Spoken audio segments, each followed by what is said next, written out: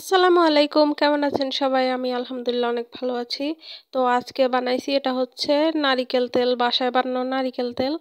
তো আমাদের চুলে দেওয়ার জন্য সবসময় আমরা বাসায় বানাই, এরকম বানানো শিখাইছে।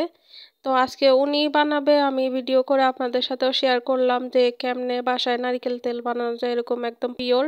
আমি জানি কেউ এই ভিডিও দেখে বানাতে পারবেন না, কারণ এটা অনেক ভেজাল।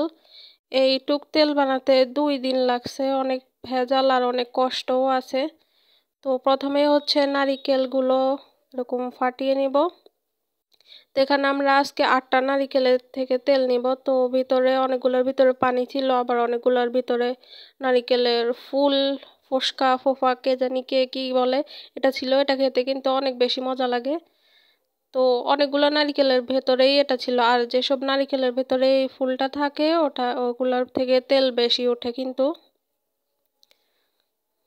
তো এটা এরকম একটা একটা বড়ই ছিল, অনেকগুলো ছোট ছোট বের হয়েছে। তো বড়গুলো এরকম 4 পিস করে আমরা কেটে কেটে খাইছি।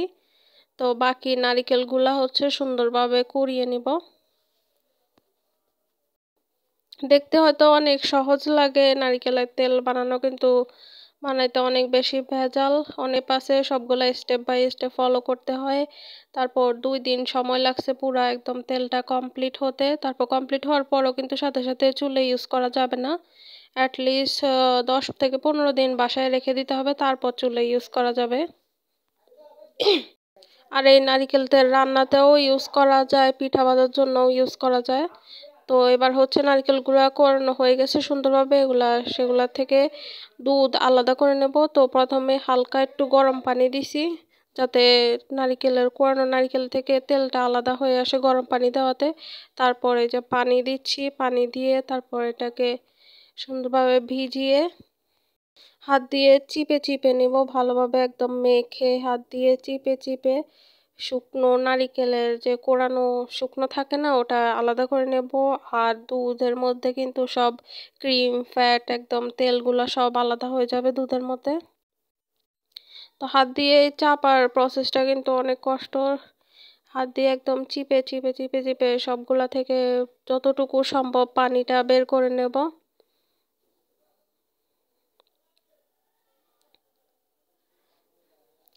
তো যতটুকু সম্ভব এভাবে হাত দিয়ে তুলে নেব চিপে চিপে। তারপর বাকিগুলা হচ্ছে একটা পাতলা কাপড় দিয়ে সুন্দরভাবে ছেঁকে নেব।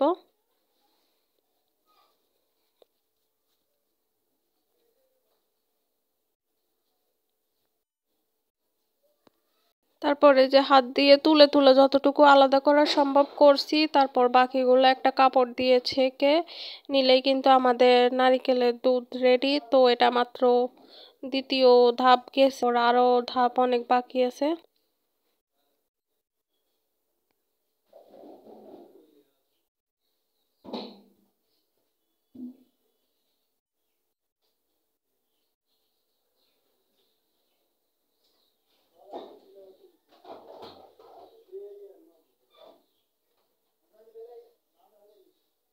তারপরে যে দেখতে পাচ্ছেন আমাদের নারিকেলের দুধটা কিন্তু রেডি।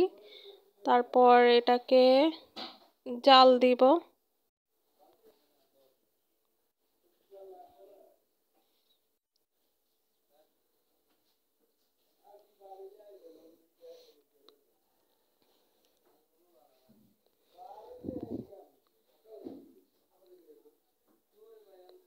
তারপর এটা এবার চুলাতে জাল দিতে হবে। তো জাল দেওয়া লাগবে অনেক সময় ধরে, এখানে প্রায় 3 থেকে 4 ঘন্টা টাইম লাগছে। তো আমরা বাইরের লাকড়ি চুলায় দিছিলাম, যেহেতু অনেক বেশি সময় লাগবে তাই এখানে 3 থেকে 4 ঘন্টা টাইম লাগছে। এটা পানিটা একদম সম্পূর্ণ শুকিয়ে যাবে, তারপর নিচে ক্রিম বসে যাবে।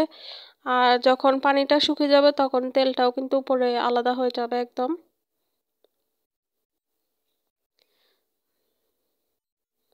যে দুধে সুন্দরভাবে বলক আসতে শুরু করে প্রথমে একটু নেড়ে দিতে হবে, তারপর যখন কমা শুরু হবে তখন আর নাড়তে হবে না, এমনিতে বসিয়ে রাখলেই হবে।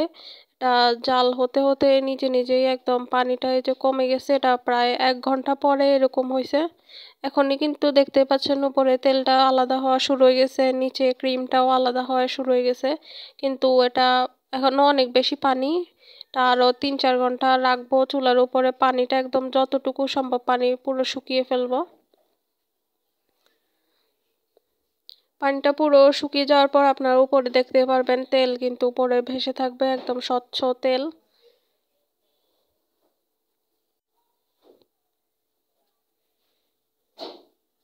তারপরে এই যে দেখতে পাচ্ছেন হয়ে গেছে। দেখছেন একদম পুরো এক কড়াই পানি ছিল, এখন নিচে অল্প একটু পানি, পুরোটাই শুকিয়ে ফেলছি।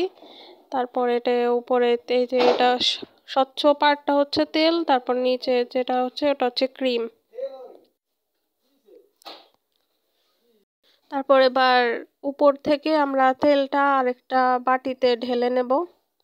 এখনো কিন্তু তেল পুরোপুরি রেডি হয় নাই, আরেকটা ধাপ বাকি আছে। তো এখন তেলটা আমরা যতটুকু সম্ভব আলাদা করে নিচ্ছি, কিন্তু তারপরেও এখানে কিছুটা পানি আছে। তারপর এটা হচ্ছে নারিকেলের ক্রিম, আর এটা কিন্তু অনেক বেশি মজা। এটা আমরা বিভিন্ন রান্নায় ইউজ করে, আমরা পিঠা বানাই এই নারিকেলের ক্রিমটা দিয়ে। তারপর এটা দিয়ে মুরগির মাংস, চিংড়ি মাছ এগুলো রান্না করলে কিন্তু অনেক বেশি মজা লাগে। তো আম্মু এটা বাটিতে উঠিয়ে রাখছিল, তো আমরা এটা ফ্রিজে রেখে দেবো। এটা দিয়ে পরে অন্য কিছু রান্না করা যাবে, পিঠা বানালেও কিন্তু এটা অনেক বেশি মজা লাগে।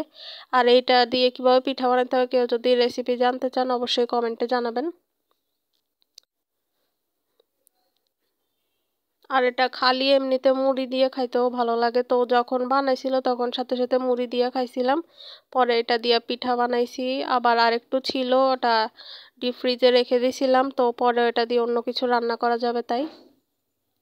আর যে তেলটা আমরা একটা কড়াইতে আলাদা করে তুলে রেখেছিলাম, তো ওটা হচ্ছে আমরা ফ্রিজে রাখছি। ফ্রিজে রাখার পরে এটা পরের দিন সকালে দেখতে পাচ্ছেন তেলটা একদম শক্ত হয়ে জমে গেছে, একটা গোল রুটির টাইপের হয়ে গেছে।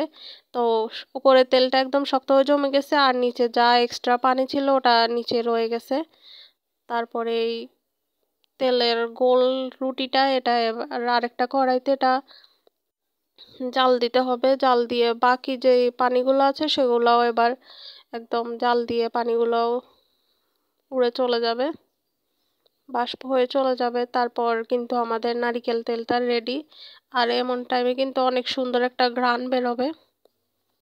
তো দেখতেই পাচ্ছেন এই যে নিচে যা পানি ছিল, এক্সট্রা ক্রিম ছিল, সবগুলো একদম জ্বলে গেছে, আর তেলটাও পুরো আলাদা হয়ে গেছে। এখন কিন্তু একদম পিওর নারিকেল তেল রেডি। তো আমি জানি এই ভিডিও দেখে কেউ বানাতে পারবেন না, কারণ এটার অনেকগুলা প্রসেস আছে, অনেক টাইম লাগে, অনেক ধৈর্য লাগে। সবার এত ধৈর্যও নাই এটা বানানোর। কিন্তু এভাবে বানিয়ে ইউজ করলে কিন্তু আপনার চুলের জন্য ভালো, আর খাইতে চাইলে বিভিন্ন রান্নাতে ইউজ করে খাইতেও অনেক বেশি ভালো বাজারের নারিকেল তেলের চেয়ে।